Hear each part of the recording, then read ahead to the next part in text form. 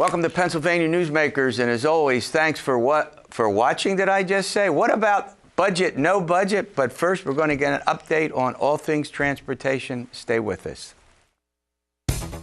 This is Pennsylvania Newsmakers, a fast-paced, unrehearsed weekly discussion with and about the leaders who shape your world. And now, here's your host, Terry Madonna. Well, hopefully the host will get through this show without malaprops and other misstatements, but we're glad to have you here. Hope you're having a great weekend. Well, joining me is the Secretary of Pennsylvania Secretary of Transportation, Leslie Richards. She's a former county commissioner. And that big county down in the southeast, Montgomery County, pretty large county. What are you, third largest now, right? Just over 800,000 residents. Yeah, and still growing. Bigger than some states. Yeah, that's correct. Yeah, good point. Secretary, thanks for coming on. I know we're going to talk about, what we can expect in this state out of some federal legislation. But how about a quick update? 2013, we began to spend leading up to $2.4 billion a year. It was, somewhat controversial, but eventually got passed to do something with roads and bridges. The voters of our state said, let's get it done. How's all that going? I mean, you run that department that does it, right? Yeah, it's going very well. Look, I'll start off by saying, we could always use more money, but we're very happy to have the infused cash that Act 89 has given us. In 2013, as you know, a great bipartisan effort by Pennsylvania. We wish others nowadays would get back into that bipartisan effort and get things done.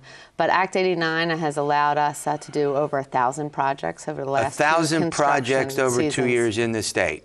Absolutely. This year we awarded nearly 600 projects. That's just in 2015 alone. We've paved 5,000 miles. That's almost double what we could do before Act 89. We've released $100,000 more to municipalities. Local municipalities have to take care of 77,000 miles of roads. And we're a little unique in that respect, aren't we? Absolutely. Where a lot of states have sort of state control of the roads. And then I guess if you have like a state road that runs through the center of a city or a town, you're responsible for that, right? Yeah, it is. It's interesting. We do have a swap program where we're trying to make more sense of that. But, when you're plowing a road, you want to plow through the end of it. You don't want to have to stop, get off, get back on. So we work with the municipalities. Yes, this is true. The same with driving. This is true. Now, the other thing is we had at one point, if I'm correct about this, Bob Latham, who's not with us, would be right on this number. 25% of the roads or the bridges were what we call structurally deficient. Now, that doesn't mean they aren't safe, right? But they had. How are you doing with getting that backlog done? We are continually and aggressively attacking that issue. We're down to under 4,000 bridges, which is fantastic. We were at 6,000 when he gave you that down number. To 4. Yeah, but it's still a lot, and we're still one of the highest, if not the highest, in the country. So we still aggressively go after our bridge program. We are right now through our P3 program. We will have 558 bridges off of that structurally deficient bridge list in the next 3 years, and then we do additional bridges as well. Are they scattered uniformly across the state, or are they predominantly in rural? Well, obviously there's a lot more literally roads and bridges in rural Pennsylvania.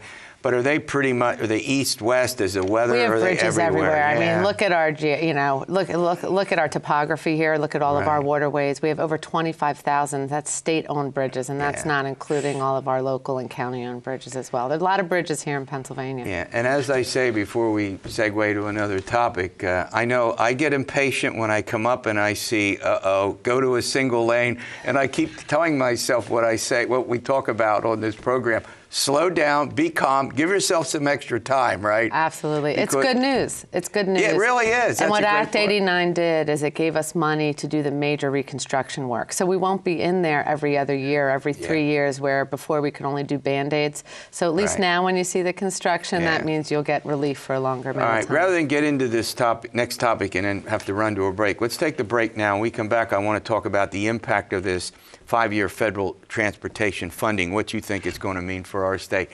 Chatting with Secretary Richards. She heads PennDOT. We'll be back in a moment. This broadcast of Pennsylvania Newsmakers is presented by the Pennsylvania Chamber of Business and Industry, the statewide voice of business, and by the Pennsylvania State Education Association and Partners for Public Education, bringing the power of a great education to our schools, our students, and our communities.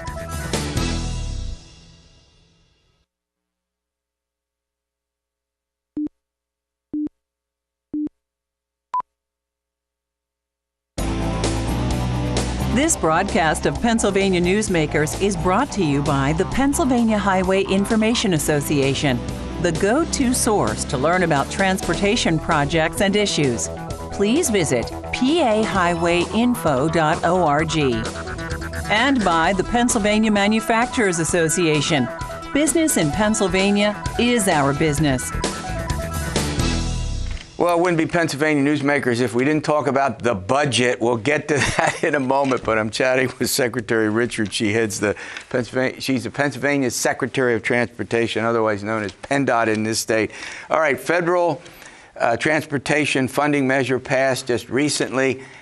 It's a 5-year deal plan, as I understand it. What does it mean for our state? Right. Well, first of all, it's fantastic that we have a federal transportation bill. We weren't so sure this was going to happen. Yeah. And the fact that they signed it and we know we'll be funded for 5 years, that's a long-term bill in transportation terms. And so we're really happy that we now know what we can plan for. Transportation projects take a long time. PennDOT counts on $1.5 to $1.6 billion a year out of federal funding. Out of that amount to go along with the state funding, right? Correct. Wow. Correct. So the federal transportation bill was for $305 billion. We'll still get about that same amount. It's going to increase 5% over the first year and then 2% over the following 4 years. Okay. It'll keep up with inflation. It's not a huge infusion for us, but at least it's something we can count on. Now we can plan. We can make sure that a lot of those projects that are in the pipeline where we just weren't sure where the construction dollars would come from. So it gives us some certainty, and that's a big relief. Yeah. I mean, the reason I know this was a good idea is every member of the Pennsylvania congressional delegation voted for it. And yes. As you know, when you get Democrats and Republicans who agree on something unanimously, it can't be a bad idea. I'm right. joking, but I'm serious. I'm actually serious No, about I had that. a feeling it was going to happen earlier in the spring. Chairman Schuster and I led a road show around Pennsylvania. We had Pennsylvania delegation members with us, but we also had delegation members from Texas, Oklahoma, North Carolina, South Carolina. And unfortunately, it wasn't very hard for us to show neglected infrastructure and where money was really needed. And that roadshow went very well, and I was very happy that our entire delegation voted with very strong support. Yeah, and here's the point that I think we've tried to make over the years, and I have to be neutral on it, but it's hard to look at the infrastructure and say, how can you attract business? How can you keep people safe? How can you do the things that are absolutely essential in order to keep our economy vibrant and the people safe if you don't do road? I mean, I always say to my own Mars, if I don't think that, go ahead. Finish that thought. I couldn't agree with you more. I think the state of our infrastructure is directly tied to our commerce, to economic development here in the state. Gets our goods and services where they need to be, gets our people where they need to be, gets customers where they need to be. And all the data shows that the more you invest in your infrastructure, the better the economy. Yeah, I mean, there's often two things in all the studies that have been done about business, and, you know, we're obviously trying to attract new business into our state, is schools. You know, everybody wants their kids to go to good schools. And the second one would be, you know, can the company get its goods and services in and out of, you know, out of their home territory, right? Absolutely. You know, I'm not the smartest guy in the world. I can figure that out. All right, we're going to get wonkish for 1 minute before I let you go. There's something here in which the feds are now looking at vehicles miles traveled as an alternate to the traditional consumption-based fuel tax. What is that all about, and why should people care about it? It's about paying for how much you use your car, how far you go, how many miles you've traveled, which makes a lot of sense now that we have more fuel-efficient cars.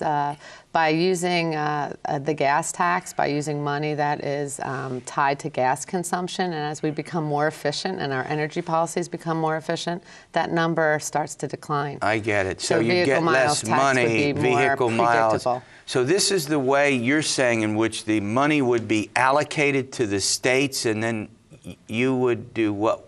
Is that, do I got that right? It would be, people would pay based on, and there's different ways that you can calculate VMT, vehicle miles traveled. Right. I have to say right now, it's not something we're talking about right now in the state, but it is definitely a more predictable way, and it's a user fee. The more you use your car, the more you travel, the more you pay. Seems to make a little, that's well, look, come back when we expect periodic updates, just so you know it. So I think they're important, and I think our viewers appreciate it. All right, we're going to delve into the Pennsylvania budget situation at this taping. It is unresolved, and we'll do that in a moment. This broadcast of Pennsylvania Newsmakers is brought to you by Pennsylvania Credit Union Association. Pennsylvania Credit Unions, where people are worth more than money. To find a credit union that is right for you, check out ibelong.org. And by the Energy Association of Pennsylvania, Pennsylvania's energy information source.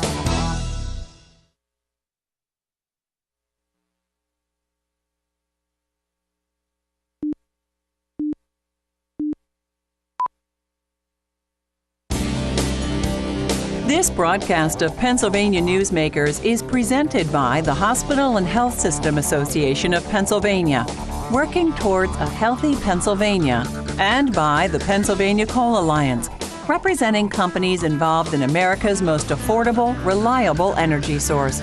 To learn more, visit pacoalalliance.com.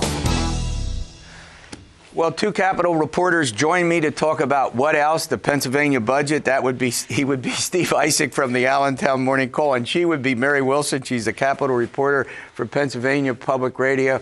All right, Mary, I'm listening to you on one of the NPR affiliates earlier this week, and you called it an impasse within an impasse. I thought that was a great description. Explain what you mean by that. Well, there's another, we are in a budget impasse, and there's another standoff within this going on, and it's between the House GOP and Governor Tom Wolf. Right. We now have a budget plan. In fact, we are lousy with budget plans. We've got two. Right. House GOP passed one, the Senate passed one, the House sent it over to the Senate gutted it, and nobody is showing any signs of budging. So, that's what they're about at least $600 million apart, it seems, on the differences between the House and the Senate.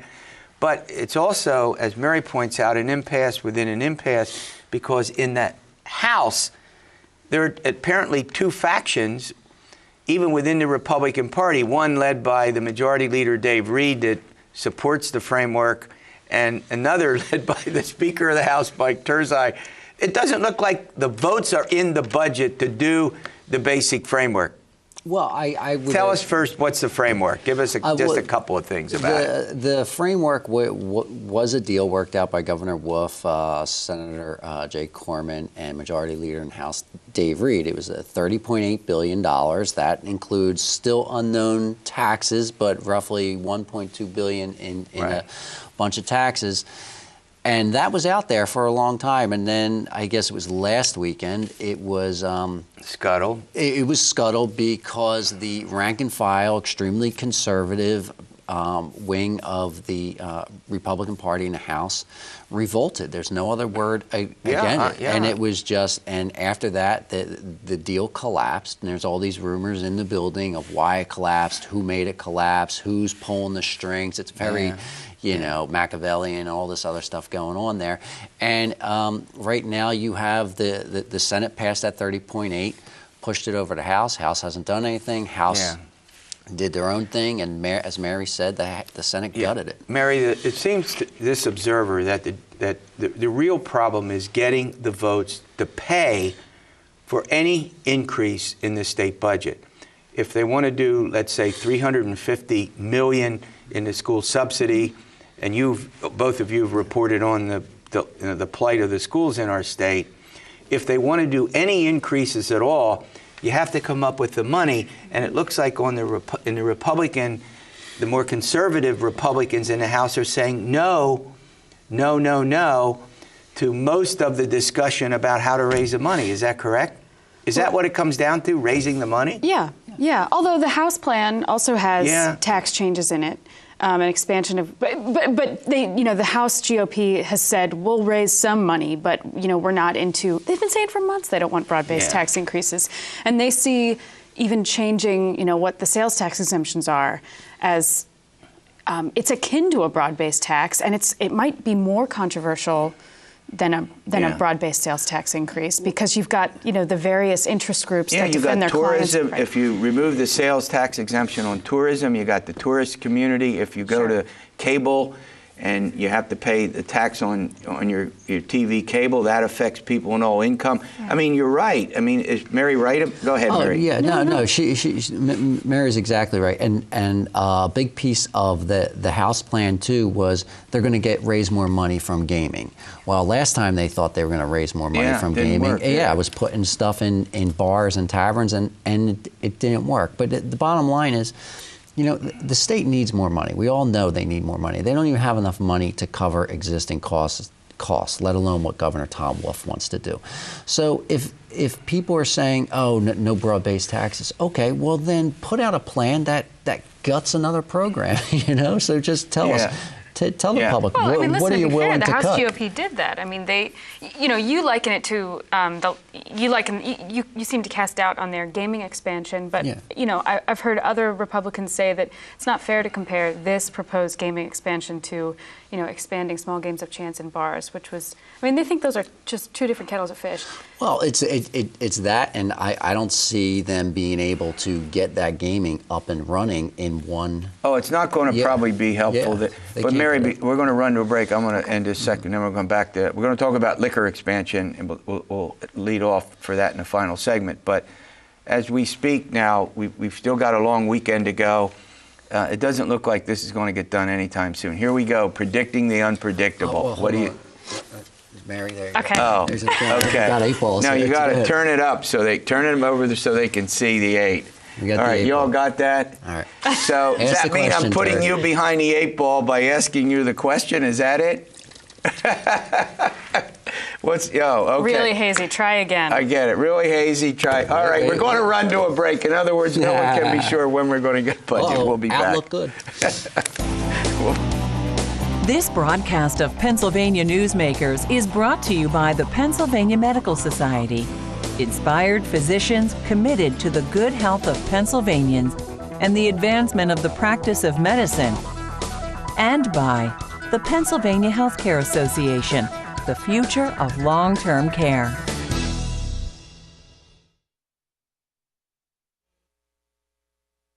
A lot of them are personal.